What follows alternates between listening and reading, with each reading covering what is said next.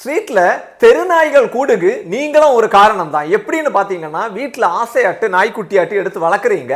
குறிப்பிட்ட நாள் தாண்டும் போது என்னன்னா அது வளர்ந்து அழகா வருது. அதுலயே நீங்க வாங்குற டாக்ல பெரும்பாலும் உள்ளதெல்லாம் பிரீட் டாக் தான் வாங்கி வளர்க்குறீங்க. அதுங்களுக்கு இன்ஃபெக்ஷன்னா சீக்கிரமாட்டே வர தொடங்குது.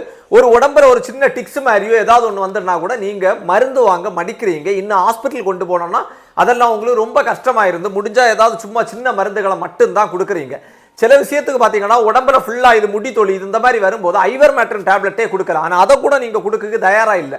ஒருவேளை கடிக்குமா, இதை பாலில் கலக்கி வைக்கிறது அப்படி இப்படின்னு ரொம்ப கஷ்டமாயிருக்கு. இந்த சூழ்நிலைகளில் இதை கொண்டு நீங்க ஸ்ட்ரீட்ல விடுறீங்க. இப்படி நீங்க விட்டு தான் ஸ்ட்ரீட்ல என்னன்னா டாக்ஸுக்கு எண்ணிக்கை கூடுச்சுன்னு உள்ளதான் முதல் விஷயம்.